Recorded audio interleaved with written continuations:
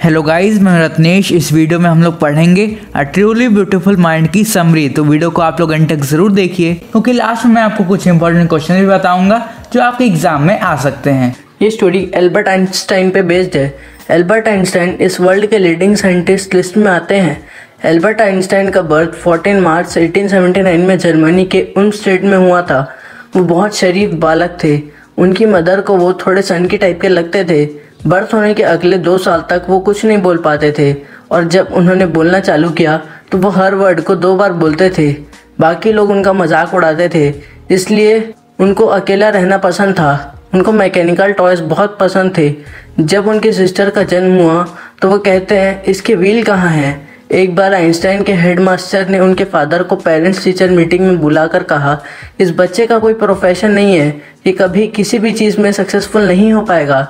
6 साल में वायलिन सीखा और उसके बाद लाइफ टाइम में कभी भी उन्होंने वायलिन बजाना नहीं छोड़ा, क्योंकि ये उनकी मदर की इच्छा थी कि आइंस्टाइन ऐसा करे। जब आइंस्टाइन 15 महीने के थे तो उनकी फैमिली म्यूनिख सेटल हो गई और वहाँ के एक स्कूल में उनका एडमिशन हुआ। वो एक बहुत ब्राइट स्टूडेंट थे। उनके हर सब्जेक्ट में हमेशा अच्छे मार्क्स आते थे, बट उनको स्कूल का डिसिप्लिन कभी पसंद नहीं आया। वो बहुत से बार अपनी टीचर के साथ फाइट कर बैठते थे। उसके बाद जब वो 15 ईयर्स के हुए तो उन्होंने स्कूल जाना ही बंद कर दिया। कुछ कारणों की वजह से एल्बर्ट आइंस्टाइन की फैमिली म्यूनिख चले गए और आइंस्टाइन अपने रिलेटिव के साथ स्विट्जरलैंड, उसके बाद वहां रहकर उन्होंने अपनी पढ़ाई पूरी की। आइंस्टाइन को मैथ्स और फिजिक्स में बहुत इंटरेस्ट था, तो उन्होंने ज्यूरिख यूनिवर्सिटी में स्टडी करने का डिसीजन लिया। उसके बाद वहाँ उनको एक फेलो फ्रेंड मिलती है जिनका नाम था मिलेवा मेरिक। वो बहुत ज़्यादा इंटेलिजेंट थी। वो सर्बिया में रहती थी। ज्यूरिख पूरे यूरोप की मात्र एक ऐसी यूनिवर्सिटी थी जहाँ वुमेन्स को ग्रेजुएशन मिलता था। बाद में आगे चलकर मिलेवा और आइंस्टाइन को एक दूसरे से लव हो गया। 1901 में ग्रेजुएशन मिलने के बाद आइंस्टाइन को 1902 में बर्न में पेटेंट ऑफिस में नौकरी मिली, जिसमें वो दूसरों के साइंटिफिक एक्सपेरिमेंट्स को चेक करते थे। लेकिन आइंस्टाइन अपने सीक्रेट आइडियाज़ डेवलप करना चाहते थे। वहाँ उनकी एक डेस्क थी जिसका नाम उन्होंने ब्यूरो ऑफ थ्योरेटिकल फिजिक्स रख दिया। आगे की समरी बताने से पहले ये देख लीजिए। हेलो बच्चों, पढ़ाई में डाउट्स आते हैं तो घबराइए मत, सबका सोल्यूशन है डाउटनट। अगर आप किसी भी क्वेश्चन में अटक गए हैं या फिर वो आपसे सॉल्व नहीं हो पा रहा है तो बस आपको उस क्वेश्चन का फोटो खींचना है, क्वेश्चन को क्रॉप करना है और 5 सेकंड के अंदर अंदर आपको उसका वीडियो सोल्यूशन मिल जाएगा। फिर चाहे आपका क्वेश्चन होमवर्क का हो, CBSE, UP, Bihar, Maharashtra, Rajasthan, MP या किसी और बोर्ड का हो, चाहे IIT, JEE, नीट या क्लास 6ठी से 12वीं का सवाल हो, इन सब का जवाब मिलेगा डाउटनट ऐप पर। या फिर कोई भी सब्जेक्ट हो, physics, chemistry, math, biology, science, आपके सभी सवालों का जवाब मिलेगा डाउटनट पर। साथ ही डाउटनट ऐप पर पढ़िए कोटा की बेस्ट फैकल्टी से, जैसे GB सर, NJ सर, आकांक्षा मैम, प्रिंस सर जैसे टॉप फैकल्टी से। यानी अब पूरी पढ़ाई होगी डाउटनट ऐप से। 3 करोड़ से भी ज्यादा बच्चे डाउटनट ऐप से पढ़ाई कर रहे हैं, तो आप भी जाइए डाउटनट ऐप को इंस्टॉल करिए। बाद में उन्होंने 1903 में मिलेवा से शादी करने का डिसीजन लिया, बट उनकी मदर शादी के अगेंस्ट थी, क्योंकि मिलेवा उनसे 3 साल बड़ी थी। फिर भी उसी साल उनकी शादी हो गई और कुछ समय बाद उनके 2 बच्चे भी हुए, बट बाद में उनका डिवोर्स हो गया। उसके बाद उन्होंने उनकी कज़न से शादी कर ली। अब 1905 में आइंस्टाइन ने स्पेशल थ्योरी ऑफ रिलेटिविटी की खोज कर उसको एक्सप्लेन किया। इसमें यह बताया गया टाइम और स्पीड कभी एक दूसरे के एब्सोल्यूट नहीं है, जिससे एक फार्मूला बना E=mc²। इसके बाद वो रातों रात फेमस हो गए।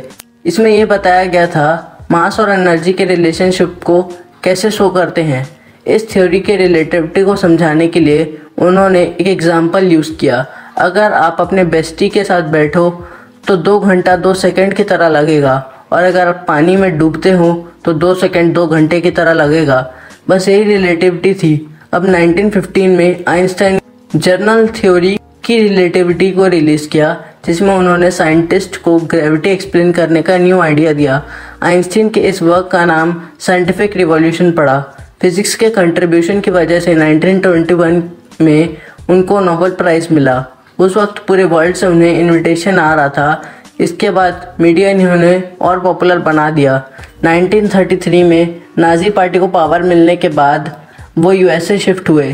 5 साल बाद यानी 1938 में न्यूक्लियर फिजन बनने के बाद जितने भी USA फिजिशियन थे उनको चिंता होने लगी कि नाजी एटम बॉम्ब से सबको ख़त्म कर देंगे।